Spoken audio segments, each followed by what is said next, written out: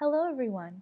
In part 2 of this module's lecture, we are going to discuss how to evaluate information sources using the radar method. So what is the radar method? Created by Jane Mandalios, the radar method requires information consumers to evaluate information with information by looking at a resource's relevance, authority, date, appearance, and reason. While primarily used for online resources, the radar method is applicable to print resources as well. So let's unpack the radar method.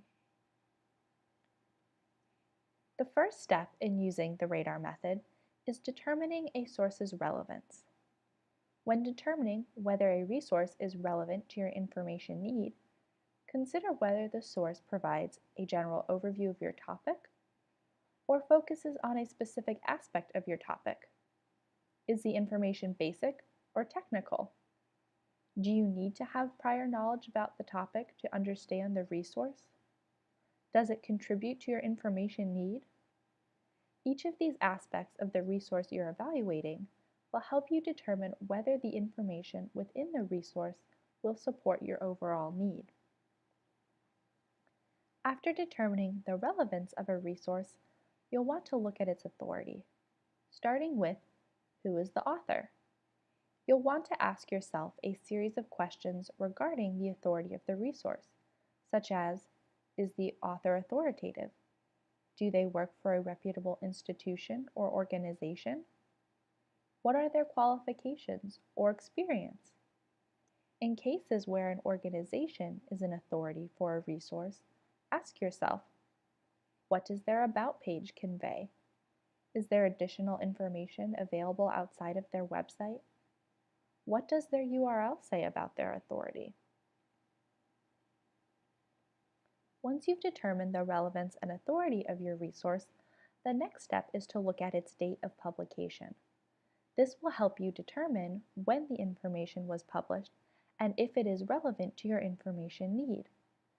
Not every resource needs to have a current date, as it depends on the type of information you are seeking.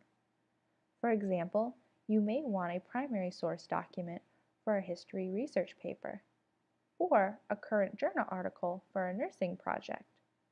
No matter how current or dated the material may be, make sure that the date of the resource you are using is relevant to your information need.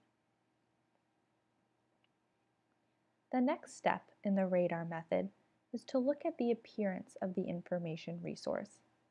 When it comes to the appearance of a resource, things to look for can be the tone of the writing, references and citations, and its intended audience. Ask yourself, is the resource written in a formal, academic, professional, or popular tone? Does the resource include citations or references to credible information? Is the resource intended for children or adults? Does it appear professional? These are all questions that can help you to determine the quality of the resource that you're evaluating based on its appearance. The final step in the radar method is to look at the reason why the author created the information resource. Things to look for and questions to consider are, was it written to sell something? Is there bias? If so, what is the bias? Was it produced to add to an existing scholarly conversation? These questions will help you to determine how the information resource contributes to the existing information on the topic and the reason why the author chose to create the resource you're evaluating. So in review, each aspect of the radar method, relevance, authority, date, appearance, and reason, will aid you in determining whether the information resource you are evaluating is real or fake and how it contributes to your overall information need. With so much information at our fingertips than ever before, we as information consumers are faced with the task of determining whether information is credible. No matter what our information-seeking behaviors are, there is a need and desire to become information literate as evaluating information is important in ensuring our own credibility as information consumers. I hope you all enjoyed this lecture, and I'd like to share the works cited with you. I encourage you to review Jane Mandalios' article on the radar method, as well as the Radar LibGuide from Loyola Marymount University as you complete your assignments for this module. As always, I am happy to answer any questions you may have, and I look forward to continuing this module's discussion of evaluating sources in the age of information online.